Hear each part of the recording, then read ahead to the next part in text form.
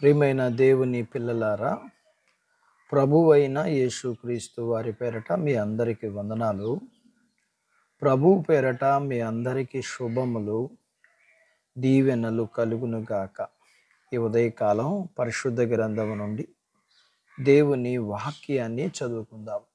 యోబు గ్రంథము 34వ అధ్యాయము 10వ వచనాన్ని చదువుకుందాం. దేవుడు అన్యాయము చేయుట అసంభవము, సర్వశక్తుడు దుష్కార్యము చేయుట అసంభవము. దేవుడు తన మాటలు మన అందరి కొరకు దీవించునుగాక. ఆమేన్. ప్రియమైన దేవుని పిల్లలారా, అన్యాయం చేయడం, మోసం చేయడం అనేది మనుషుల మధ్యలో జరిగే పనులు.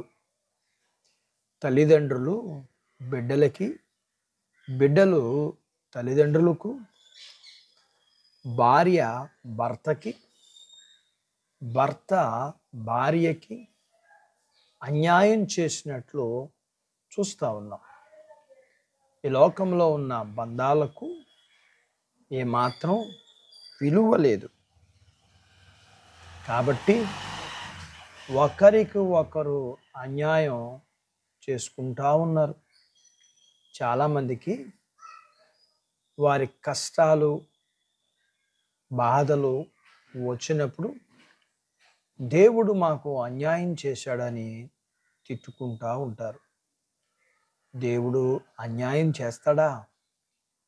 తల్లిదండ్రులైనా అన్యాయం చేస్తారేమో, కానీ దేవుడు అన్యాయం చేస్తాడనుకుంటే మనమే అన్యాయస్తులమవుతాము.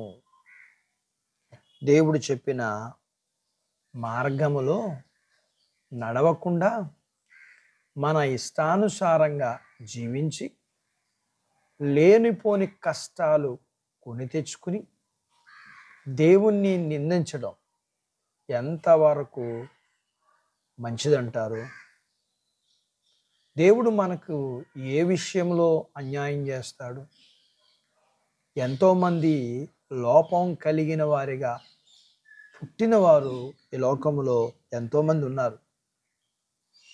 అయితే దేవుడు మనకి అన్ని అవయవాలు ఇచ్చాడు. అన్నిటినీ చక్కగా చూడగలుగుతున్నాం, వినగలుగుతున్నాం, మాట్లాడగలుగుతున్నాం, వెళ్ళగలుగుతున్నాం, తినగలుగుతున్నాం. ఇది అన్యాయం అని అంటారా?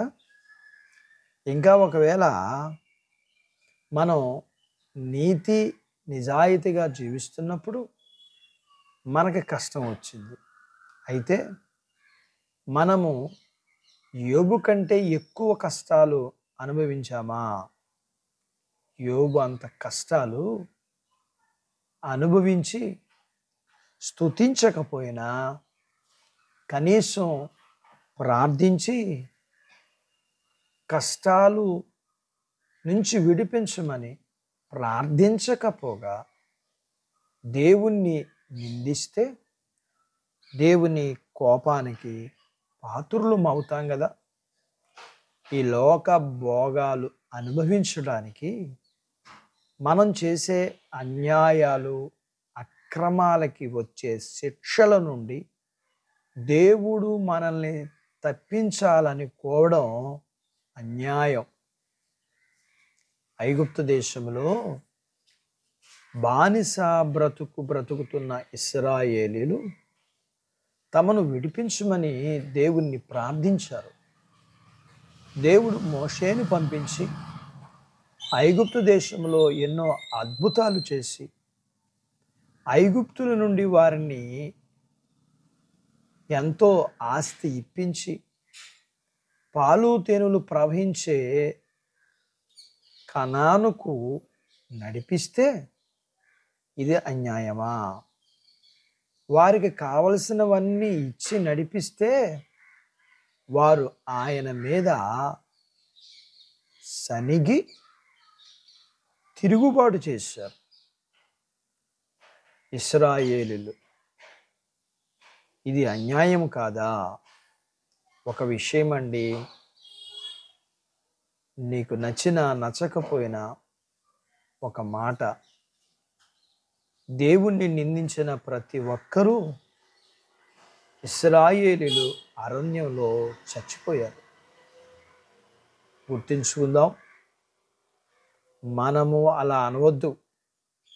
కష్టం వచ్చినప్పుడు దేవుణ్ణి నిందించొద్దు, దేవునికి ప్రార్థించు. గుర్తుంచుకో ప్రియుడా, దేవుడు న్యాయవంతుడు, దేవుడు అన్యాయస్తుడు కానే కాదు. దేవుడు తన మాటలు మన కొరకు దీవించునుగాక. ఆమేన్. ప్రార్థించుకుందాం. నాతో పాటు ఏకీభవించండి. మమ్ములను మిక్కిలిగా ప్రేమించిన మా ప్రియ పరలోకపు తండ్రి, మీ పరిశుద్ధ నామమును బట్టి మీకు వందనాలు. ఈ ఉదయకాలం మీ పాదాల దగ్గర మీ లేఖనాన్ని నేర్చుకోవడానికి సహాయం చేశారు. మేము నేర్చుకున్న దాని ప్రకారం ఈ ఉదయకాల సమయంలో మేము మీరు న్యాయవంతులని, మీరు మాకు మేలు చేసేవారని మేము కృతజ్ఞత కలిగి, మేము దేనిని గురించి చింతపడక కృతజ్ఞతాపూర్వకంగా మా విన్నపములు మీకు తెలియచేయటానికి, మీ సమాధానమును మా హృదయములకు తలంపులకు కావలి పొందుకోవడానికి మా చింత యావత్తును మీ మీద వేసుకుని మమ్మలను చింతల నుంచి విడిపించే దేవుడు అని, నీవు నీ న్యాయం ఎన్నటికీ మారనదని మేము గుర్తించి ఎన్నడూ సనిగేవారిగా, గొనిగేవారిగా, తిరుగుబాటు చేసేవారిగా ఉండగానే ఆ ఉండే గుంపులో ఉండకుండా మేము మీకు ఇష్టలుగా ఉండే బాధ్యత మా అందరికీ దయచేయండి. మీ పిల్లలను దీవించండి. మీ పిల్లల అవసరతలు, సమస్యలు, బలహీనతల్లో, రుణాల నుంచి విడిపించండి. చిన్న బిడ్డల, యవనస్తులు, వృద్ధులు, స్త్రీ పురుషుల్ని దీవించండి. చిన్న బిడ్డల, యవనస్తులు చదువుల్లో, ఆరోగ్యాల్లో సహాయం చేయండి. ఉద్యోగ ప్రయత్నాలలో విజయాలు ఇవ్వండి. ఉద్యోగాలలో ప్రమోషన్స్ ఇవ్వండి. చేతి పనులు, వ్యాపారాలు, పొలాలు, పశువుల్ని దీవించండి. క్రీడా వివాహములు కాని వారికి అవటానికి సహాయం చేయండి. గర్భఫలములు లేకున్న వారికి గర్భఫలాలు ఇవ్వండి. గర్భం కలిగిన వారికి సుఖమైన ప్రసూతి ఇవ్వండి. ప్రసూతైన తల్లి పిల్లలకు ఆరోగ్యాలు ఇవ్వండి. మీ పిల్లలందరినీ మీరు ఆశీర్వదించమని యేసు ప్రభు వారి పేరట స్తుతించి ప్రార్థించి అడిగినవన్నీ పొందుకొని ఉన్నాము తండ్రి. ఆమెన్. దేవుడు మిమ్మల్ని దీవించునుగాక.